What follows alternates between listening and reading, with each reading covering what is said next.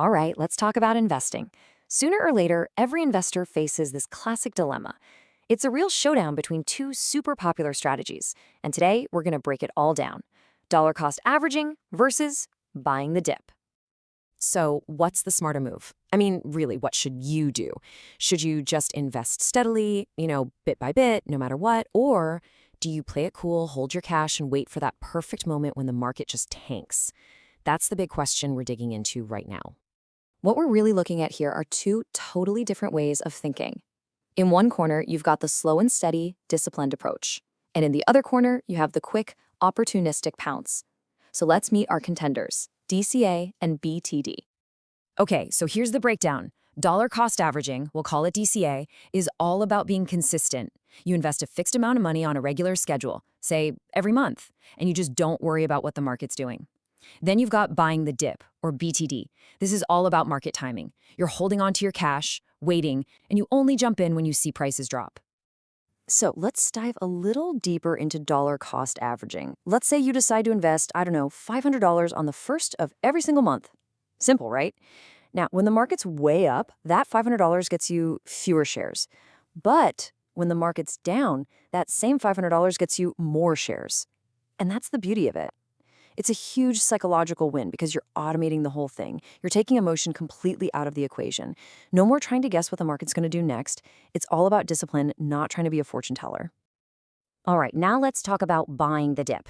On the surface, it sounds amazing, right? I mean, who doesn't want to buy stuff when it's on sale? But here's the catch, and trust me, it's a big one. What is a dip? Is it a 5% drop, 10%, 20%?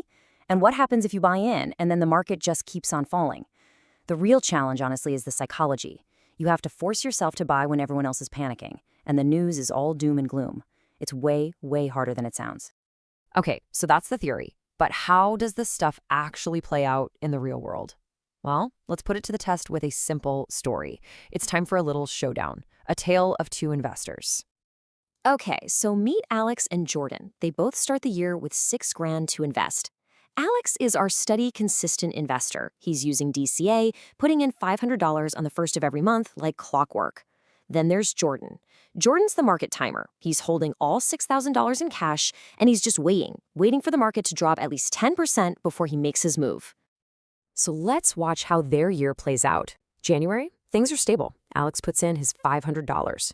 Fast forward to March, the market drops 8%. Alex, he doesn't even flinch. He just follows his plan, and his $500 buys him more shares than before. But Jordan, he sees that 8% drop and thinks, maybe it'll go lower. He waits for that 10% he promised himself. And then, whoops, the market rebounds. June comes and goes, the market's climbing, and Alex just keeps on investing. We get to December, the year ends higher than it started. Alex, he's fully invested. And Jordan, he's still sitting there with all his cash on the sidelines. Ouch. And that story really shows you the hidden danger of trying to time the market. Alex, just by being consistent, he captured all the growth from that year. But Jordan, by trying to be a genius and outsmart everyone, he ended up right back where he started. The lesson is simple. Waiting for that perfect moment often means you miss out completely. Now, I know what you're thinking. That was just a made-up story. Fair enough. But what does the actual real-world data say? Well, a really fascinating study from Charles Schwab did the work for us. They tracked 5 different types of investors over a whole 20 years. And believe me, this is where it gets good. So here's the setup. The study imagined 5 different investors. Each of them gets $2,000 to invest every year for 20 years, from 2003 to 2022. First up, we have Peter Perfect. This guy has a crystal ball. He times the market perfectly, investing at the absolute lowest point each year. Then there's Ashley Action. She's impatient. She invests everything on the very first day of the year. We also have Matthew Monthly, our dollar cost averaging guy. And then, oh boy, there's Rosie Rotten. She has the worst luck in the world. She manages to invest at the market's peak every single year. And finally, there's Larry Linger, who just can't make a decision and leaves his money in cash. Okay, drumroll please. Here are the results for our top contenders. No surprise, Peter Perfect, the guy who could see the future, he came out on top with about $138,000. But, and this is the crazy part, look how close the others are. Ashley, who just dumped her money in on day one, ended up with $127,000. And Matthew, our DCA guy, wasn't far behind with $124,000. Think about that. The difference between being a literal wizard and just being disciplined is not that much, is it? All right, let's look at the whole scoreboard. So yeah, Peter's at the top, but the most incredible part of this whole thing is Rosie Rotten. Remember her? The one with the worst timing on planet Earth? She still ended up with about $121,000. And poor Larry, who just stayed in cash, he was left in the dust with only about $44,000. Rosie beat him by a mile. And this right here is the single most important point of this entire conversation. The difference between Rosie, the worst possible investor, and Larry, the person who never invested, was almost $77,000. Let that sink in. Even with terrible, horrible, no good, very bad luck, just being in the market was a massive win.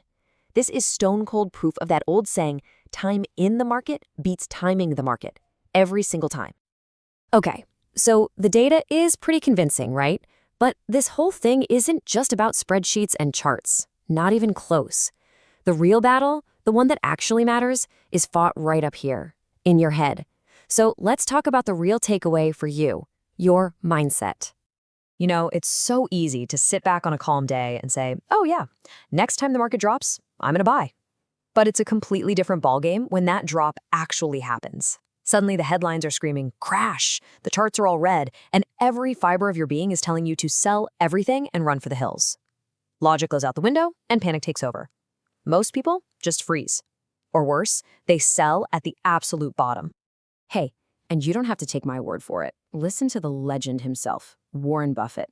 He has spent decades telling people to just be consistent instead of trying to be some kind of market timing genius.